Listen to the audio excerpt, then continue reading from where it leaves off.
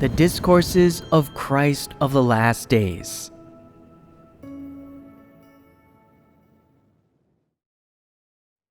Words on other topics. Excerpt. If, right now, you have yet to find the feeling and the principles of being a saint, this proves that your life entry is too shallow, and that you have not yet understood the truth. In your ordinary behavior and conduct, and the environment in which you live each day, you should savor and ponder carefully, fellowship with each other, encourage each other, give each other reminders, help and care for each other, and support and provide for each other. There must be principles to how brothers and sisters interact. Do not always focus on others' faults. Instead, you must examine yourself frequently, and then proactively admit to other people what things you have done that caused interference or harm to them, and learn to open yourself up and fellowship. In this way, you can achieve mutual understanding. What's more, no matter what befalls you, you should view things based on the words of God. If people are able to understand the truth principles and find a path of practice, they will become of one heart and mind, and the relationship between the brothers and sisters will be normal. They will not be as indifferent, cold, and cruel as the non-believers, and they will shed their mentality of mutual suspicion and wariness. The brothers and sisters will become more intimate with each other. They will be able to support and love each other. There will be goodwill in their hearts, and they will be capable of tolerance and compassion toward each other. And they will support and help one another instead of alienating each other, being envious of each other, measuring themselves against one another, and secretly competing and being defiant toward each other. How can people perform their duties well if they are like the non-believers? Not only will this impact their life entry, it will also harm and affect others. For example, you might get angry when people look at you the wrong way, or when they say something that is out of line with your will. And when someone does something that stops you from distinguishing yourself, you might resent them and feel uncomfortable and unhappy, and always think of how to restore your reputation. Women and young people are particularly incapable of overcoming this. They always obsess over minor disputes and disagreements, are prone to being willful, and live in a state of negativity. They are not willing to pray to God or eat and drink the Word of God, which in turn affects their life entry. When people live by their corrupt dispositions, it is very hard for them to be at peace before God, and it is very difficult for them to practice the truth and live by God's words.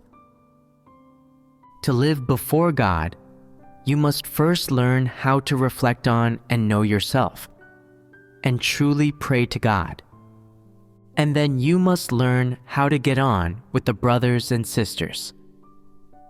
You must be tolerant of each other, lenient with each other, and be able to see what others' strengths and merits are. You must learn to accept others' opinions and things that are right.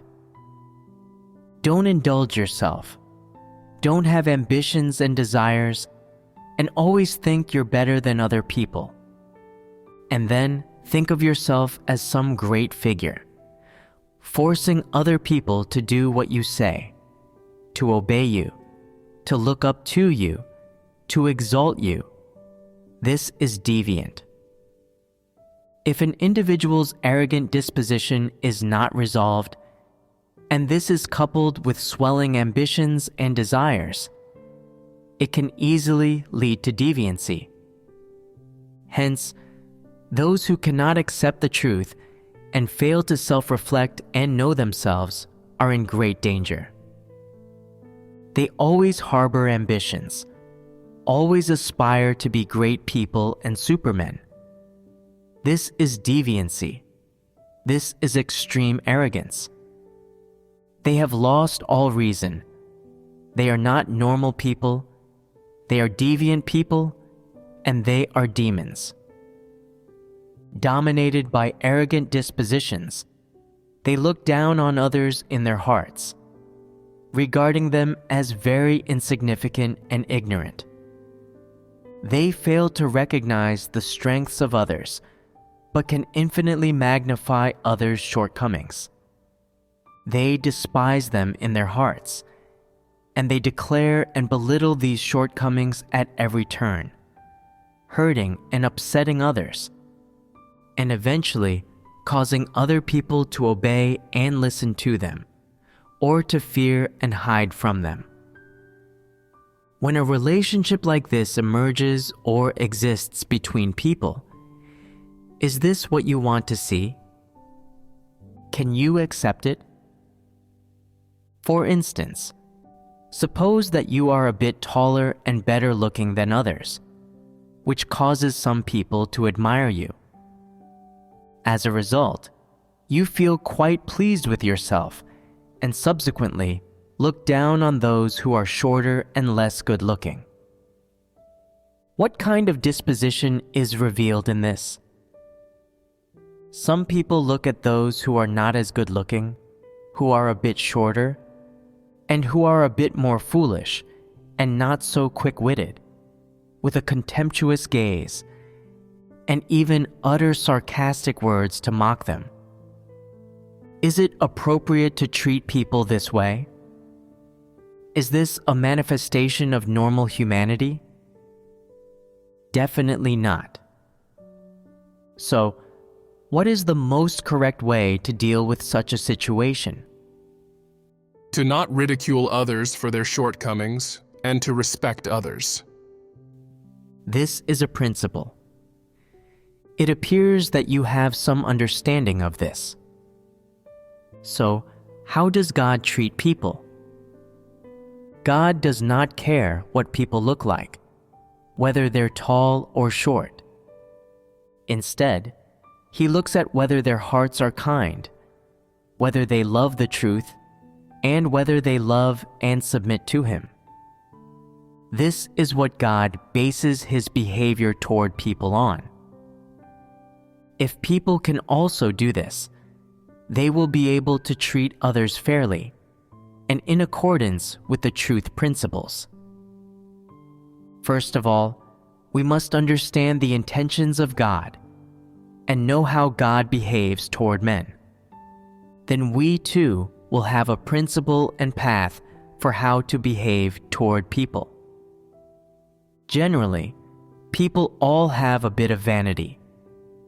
When they receive a couple of words of praise, they feel a bit pleased with themselves. They hum a tune and walk with their heads held high. This is a revelation of Satan's disposition.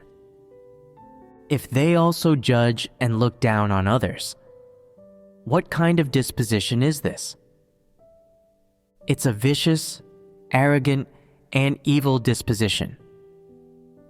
If people fail to recognize and see the ugliness of living by their corrupt dispositions, it's difficult for them to cast off these corrupt dispositions, and they can't live out true human likeness.